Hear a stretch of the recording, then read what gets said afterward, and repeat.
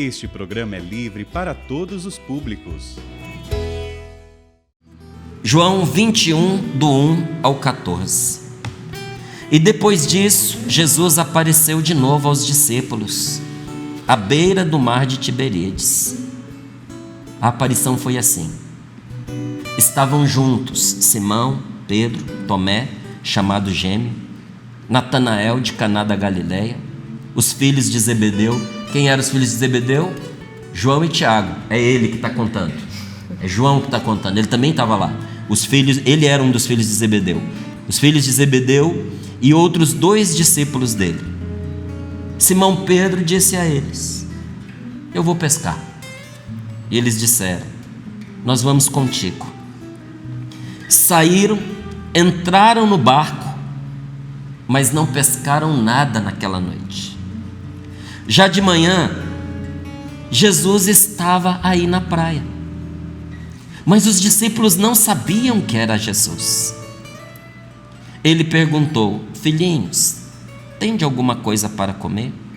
Responderam: não. Ele lhes disse: lançai a rede à direita do barco e achareis. Eles lançaram a rede e não conseguiram puxá-la para fora, por causa da quantidade de peixes. Então o discípulo que Jesus mais amava, era ele, o João, disse a Pedro: é o Senhor. E Simão Pedro, ouvindo dizer que era o Senhor, vestiu e arregaçou a túnica, pois estava nu, e lançou-se ao mar. Os outros discípulos vieram com o barco, arrastando as redes com os peixes. Na realidade não estavam longe da terra, mas somente uns 100 metros. Quando chegaram à terra, viram umas brasas preparadas com peixe em cima e pão. E Jesus disse-lhes: trazei alguns dos peixes que apanhastes. Então Simão Pedro subiu e arrastou a rede para a terra. Estava cheia de 153 grandes peixes. E apesar de tantos peixes, a rede não se rasgou. Jesus disse-lhes: vinde comer. Nenhum dos discípulos se atrevia a perguntar quem era ele, pois sabiam que era o Senhor. Jesus aproximou-se, tomou o pão e deu a eles, e fez a mesma coisa com o peixe. Esta foi a 3ª vez que Jesus, ressuscitado dos mortos, apareceu aos discípulos. Palavra da salvação. Glória a vós, Senhor. Glória a vós, Senhor. A gente olha esta palavra e vê Pedro dizendo assim: eu vou pescar, né? E a gente pensa que é uma coisa do cotidiano, corriqueira, que é a frase de um homem trabalhador. Gente, por trás deste eu vou pescar, tinha um discurso que você não imagina. Eu vou pescar significava, sabe o quê? Eu vou voltar para a vida velha que eu tinha. Estou desistindo. Era isso que Pedro estava falando.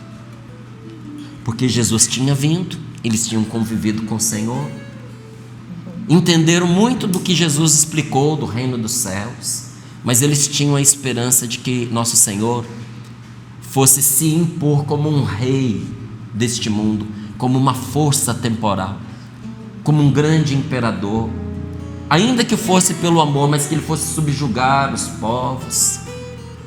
E de repente eles viram que as pessoas se comoviam com os milagres, e quando teve a multiplicação dos pães, quiseram fazer de Jesus um rei. Acho que você se lembra disso, dessa passagem. E tinham muita esperança. Inclusive, um dos motivos que todos acreditam que levou Judas a trair Jesus foi que Jesus não quis corresponder às expectativas que Judas tinha de que ele se fizesse um rei. Jesus ter se recusado a ser aclamado rei criou mágoa e ressentimento no coração de muitos deles. E depois de tudo isso, apesar de ter acreditado, o que esses homens viram? Viram o sonho deles e 3 anos de vida dedicada. Imagine você parar seu trabalho, deixar sua família, dedicar 3 anos a uma pessoa que você acredita que vai trazer para você um novo horizonte. e de repente você vê esta pessoa com o seu sonho sendo pregado numa cruz. Aí depois teve a manifestação do Senhor ressuscitado, mas o que Pedro entendeu? Quem ressuscitou foi Ele já não está conosco, a gente tem família para sustentar, nós temos trabalho para fazer, acorda gente, vamos voltar para a nossa vida porque Ele já ganhou dele. E virou para eles e disse: vamos pescar, eu vou pescar. Ele não chamou não, ele falou: eu larguei tudo, desisti, vou voltar a pescar. E os outros, nós vamos com você. Não era uma decisão que partia de algo positivo, era uma decisão que partia de uma desistência, era uma decisão que era fruto de uma derrota, de um sentimento de derrota. E quando você faz uma coisa com espírito de derrota, nada dá certo, nem aquilo que você fazia bem funciona, parece que você desaprendeu até o que antes você sabia. Pedro era um pescador exímio e passou a noite inteira, que é o melhor momento para você pescar, é a noite. Pedro sabia qual era o lugar bom de pesca, Pedro sabia qual era o horário bom de pesca, e ele foi com tudo para poder voltar à sua vida, inclusive com aquele afã de tirar o atraso. Tenho que ser melhor do que antes, porque muito tempo parado seguindo esse homem. Mas ao final da noite, o que aconteceu? Eles não tinham pescado nada. Aí João, porque quem ama vê de longe, quem ama vê o que ninguém mais vê. Por que uma mãe consegue ver num filho realidades que as outras pessoas não conseguem? Porque o amor é uma lente de aumento que faz a gente enxergar o que os outros não enxergam. João de longe viu que era Jesus na praia. E de repente, sem esperar, sem programar, João faz uma proclamação. Não foi só um aviso, foi uma proclamação. Ele olha, aponta, inspirado pelo Espírito Santo, e diz: é o Senhor. É o Senhor. Gente, Pedro não esperou para ver. Pedro acreditou sem ver. Vestiu a roupa porque estava nu e se escondeu na água. E ali, quando eles saíram, o Senhor os chamou, não é? Para junto dele, para dividir com eles aquele momento de refeição e comunhão. Tudo mudou diante de uma proclamação, sabe qual? Jesus é o Senhor. Quando na vida da gente nós entendemos que Jesus é o Senhor, tudo muda. Eu não sou a mesma pessoa de 35 anos atrás, eu não sou. Eu sempre fui católico, mas há 35 anos atrás eu aceitei que Jesus Cristo se tornasse o meu Senhor. Naquela noite de oração, naquele momento de partilha, não foi no grupo de oração que as pessoas me intimaram a essa proclamação. O grupo de oração foi o lugar da graça, do meu encontro com Jesus. Mas naquela noite, o Espírito Santo que nos conduz em todas essas coisas, mesmo quando a gente está participando de algo pela primeira vez, Ele nos conduz em todas as coisas.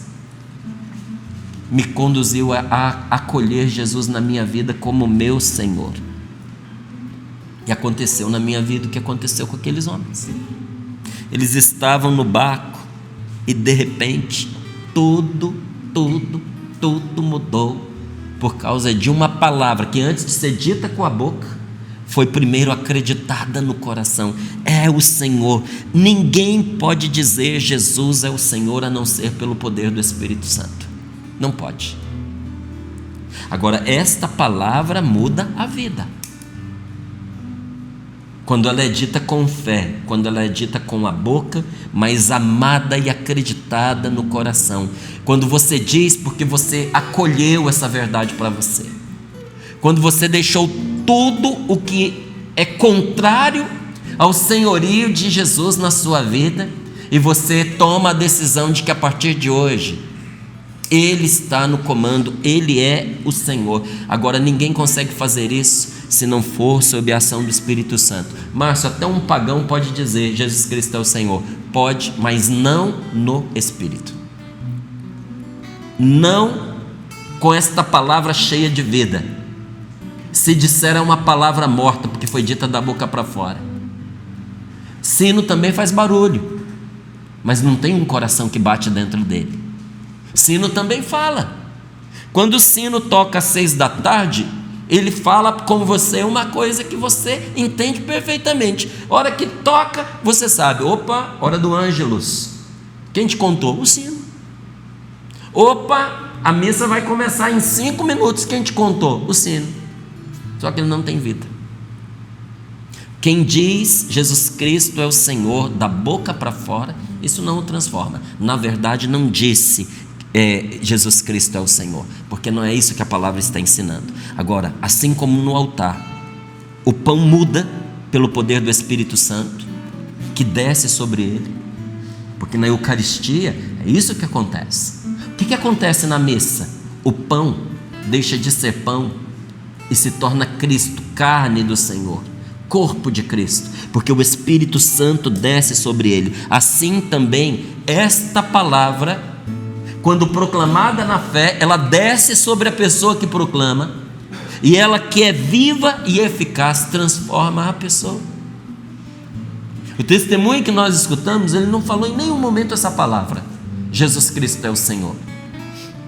Nem disse que aceitou Jesus Cristo como Senhor, mas por tudo que ele disse, eu não tenho a menor dúvida que esse homem tomou Jesus Cristo como Senhor da sua vida, e Jesus Cristo Senhor está sendo a vitória dele dia após dia, não só na sua vida, olha que interessante, mas na vida da sua esposa, porque o que ele contou ali foi uma vitória fenomenal da esposa, sobre a mágoa, sobre o ressentimento, que perdoou não somente a ele, mas perdoou a amante. Foi uma vitória fenomenal de Deus sobre a vida desses filhos, que iam crescer pensos, machucados, desorientados, talvez condenados a esse ciclo que se repete de geração para geração, porque o pecado que entra numa família tem a tendência de se repetir nas gerações posteriores. Você sabe disso? Como muitas vezes você viu o alcoolismo se transmitir. Como tem famílias que são taxadas justamente pelos casamentos que não vão adiante. Desde o tataravô, o casamento não vingou. Morava junto, mas era separado, quarto separado, não falava. Eram divorciados de corpo. Mas para manter as aparências estavam na cama. Mas todo mundo sabia que já não existia mais vida ali. Era só uma postura social para serem mais aceitos. E aí aconteceu com o bisavô a mesma coisa, e depois aconteceu com o avô a mesma coisa, e depois com o pai a mesma coisa, e a família já como que se conforma dizendo, com a nossa família é assim, nenhum casamento persevera. Eu escutei isso da boca de uma pessoa. Não, eu já estou preparado, porque na minha família nenhum casamento vai para frente. Não vai para frente porque não recorreram à cruz de nosso Senhor Jesus Cristo para quebrar esta maldição. Nós precisamos, gente, aprender a colocar a cruz do Cristo entre nós e essas desgraças que se abateram sobre nós. Nós temos que recorrer à força de Jesus Cristo Senhor para a nossa libertação, porque Jesus Cristo é o Senhor não para nos dominar, e domina, mas não é para isso. Jesus Cristo é o Senhor em nosso favor, em meu favor. É Senhor para que eu e você possamos ter uma vida. Então nós podemos nos preparar, mas nós não podemos forçar essa questão de Jesus Cristo é o Senhor, sabe? Porque senão sai da boca para fora e não transforma a vida. Como assim, Márcio? A gente pode se preparar, mas nós não podemos provocar. Os judeus que são os nossos pais ali na fé, Abraão, Isaac, Jacó, são judeus. Mas não são cristãos? Não, Jesus Cristo ainda não tinha vindo. São judeus. Então, essa herança que é o Antigo Testamento, que Jesus recebeu e que nós também recebemos, ela nos veio pelos judeus. Inclusive a palavra do Senhor diz: a salvação veio dos judeus, não é? Porque Cristo era judeu e veio do povo judeu. Os judeus, eles tinham feito uma experiência sábia, verdadeira, que permanece até hoje. O que é? Na Sagrada Escritura, no Antigo Testamento, eles diziam que nós devemos trazer sobre nós a palavra de Deus, que a palavra de Deus deve estar sobre o nosso coração, que nós devemos trazê-la sobre o peito, que nós devemos trazê-la sobre a cabeça. E até como um gesto para simbolizar isso, muitas vezes eles amarram fitinhas no braço com uma caixinha. O que tem dentro daquela caixinha, Márcio? A caixinha na testa, no braço é a fita com a mensagem, palavra de Deus. Por que no braço? Porque o braço fica colado com o coração. E a caixinha na testa, o que tem dentro dela? Um pedacinho da Bíblia, para dizer que eles não se esquecem que devem trazer a palavra de Deus sobre o peito, amarrada no braço, sobre a testa, para nunca esquecer dela. Mas eles acham que a palavra de Deus vai entrar na cabeça porque tem uma caixa na testa. Gente, ninguém lá é imbecil não. Como a gente que é católico, como a Paula está ali, olha, com uma medalhinha no peito, a gente sabe que não é isso não. Mas aquela medalha lembra o compromisso que ela fez com Deus. Lembra que para que ela fosse livre, alguém perdeu a sua liberdade sendo crucificado. Para que ela pudesse ir e vir, os pés de Jesus foram cravados numa cruz. Para que ela pudesse abraçar os braços do Senhor, foram crucificados. É isso o que lembra. E o que lembra para os judeus aquela fitinha, aquela caixinha? Terás esses mandamentos sempre. Olha, a Paula achou aqui, ó. Tirei foto em maio. No Muro das Lamentações. Eles lá rezando, todos paramentados, né, no Muro das Lamentações. A palavra de Deus nos recomenda que nós devemos trazer sempre conosco. Olha as fitas no braço, olha a caixinha na testa, né? Que nós devemos trazer sempre na nossa boca e falar sempre, quer na mesa, quer andando pelo caminho, enquanto nós estamos deitados, enquanto nós estamos de pé, acordado, quase que dormindo, a gente falar da palavra de Deus e inculcá-la nos nossos filhos. O que é inculcar? É pôr dentro da cabeça, é colocar sobre o coração. Por que sobre e não dentro? Porque uma pessoa de oração sabe que nós não temos o poder de pôr na marra a graça de Deus dentro de nós. São Paulo dizia isso quando ele falava assim: o bem que eu quero fazer eu não consigo, e acabo fazendo muitas vezes o mal que eu não quero. Quem que dizia isso? Um homem cheio do Espírito Santo, um dos maiores pregadores que nós já tivemos, um homem que arrastou multidões para Deus, através dos quais aconteciam milagres maravilhosos. Esse homem dizia: eu não dou conta de fazer o bem que eu quero, e muitas vezes tenho tristeza de fazer o mal que eu não quero. Quando eu vi, eu já pequei. Quando eu vi, eu já respondi com grosseria. Quando eu vi, eu já fiz o que eu não devia. Esse homem também reconhecia que tudo o que ele podia fazer era trazer sobre ele a palavra de Deus. Mas a vida nos mostra que existem certos momentos em que o coração misteriosamente se abre. E quando o coração se abre, aquilo que a gente vem depositando sobre ele entra. Tem gente que não deposita sobre o coração a palavra de Deus. Deposita a imagem da pornografia, deposita as letras de canções que, me perdoe dizer, elas são verdadeiramente infernais. A gente não sabe tudo o que a gente assiste, né? Mais fácil do que ler a gente passando os canais para escolher um filme, uma série. E às vezes quando eu quero escolher alguma coisa eu vou lá olhando.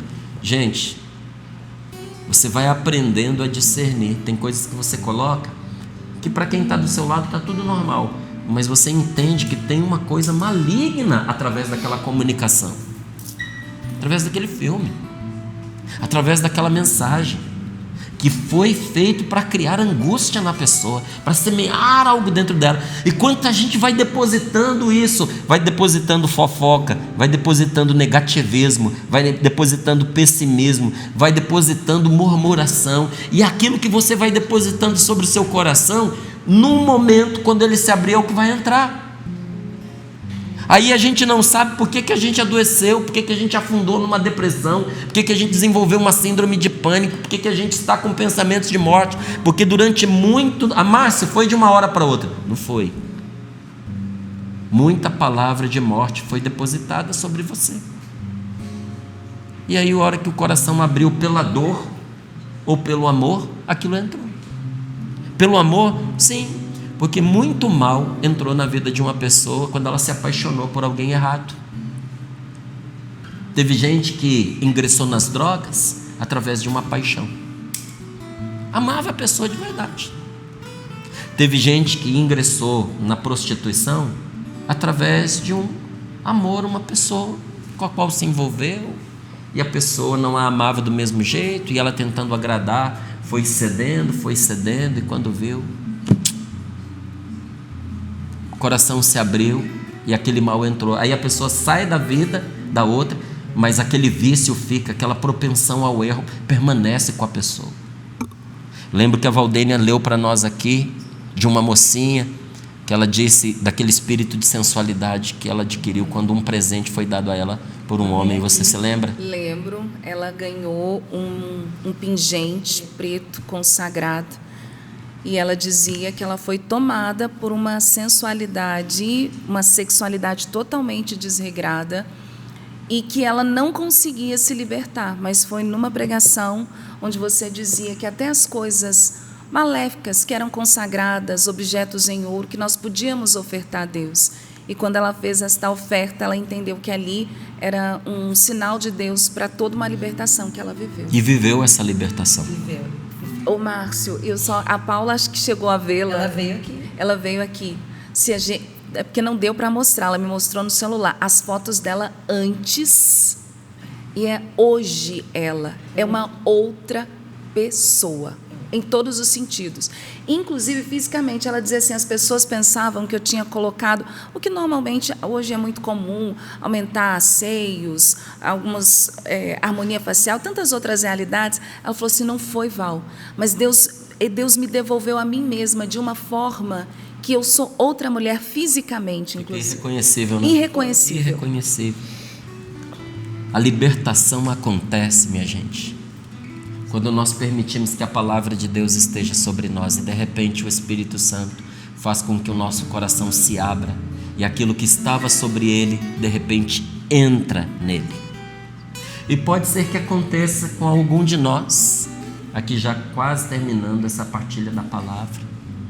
Pode ser que aconteça com alguém que está nos acompanhando agora, conosco que estamos aqui nesse estúdio presentes, acontecer reconhecer Jesus como Senhor, como João ali no Tiberíades.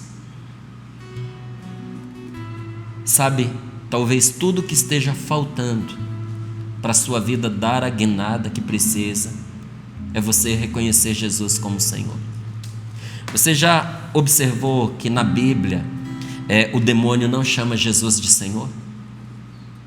Tu és o Filho de Deus, tu és o Cristo. O Cristo não é o Senhor.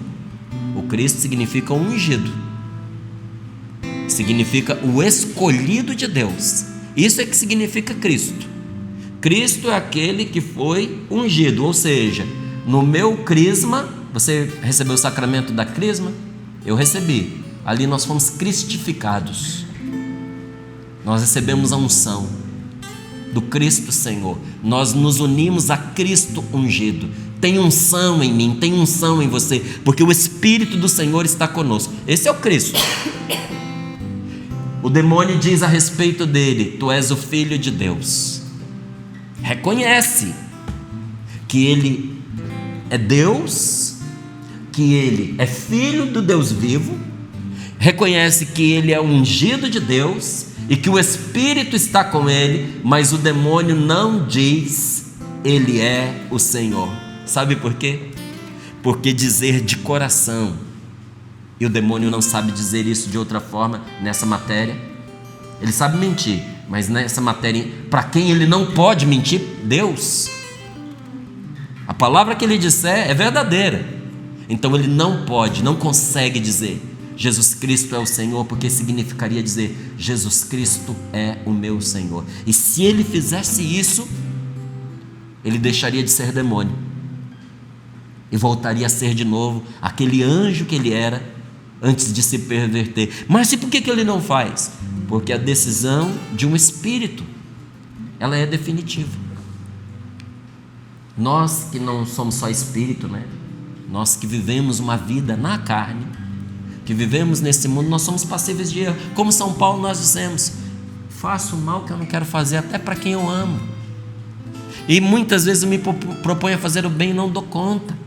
E a gente vive se arrependendo, gente, a gente vive pedindo perdão, e essa é a nossa humilhação e a nossa humildade. Começar todos os dias outra vez, pedir perdão sempre de novo, recomeçar sempre, porque a nossa natureza permite isso, a de um demônio não.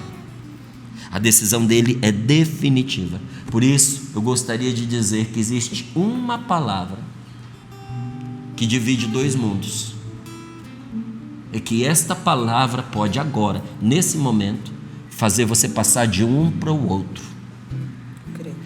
Os países não têm fronteiras. Às vezes o que separa um país de um outro é um rio, às vezes é uma estrada, às vezes é uma linha imaginária, como a linha do Equador, né? Que a gente aqui passa a linha do Equador. Se não tivesse uma placa mostrando, você nunca ia adivinhar, mas tem ali, ainda que seja imaginário, uma linha. Os territórios são separados assim. E como é que se separa os mundos espirituais? Por uma palavra. Quer dizer essa palavra agora? Mas tem que ser do coração. Jesus Cristo é o Senhor. Feche seus olhos, ponha as mãos sobre o seu peito e diga do fundo da sua alma que você quer estar com Jesus, deixando para trás tudo que te roubava dele como o Senhor da sua vida. Não fique preocupado como é que você vai conseguir deixar o erro, o pecado. Apenas escolha Ele.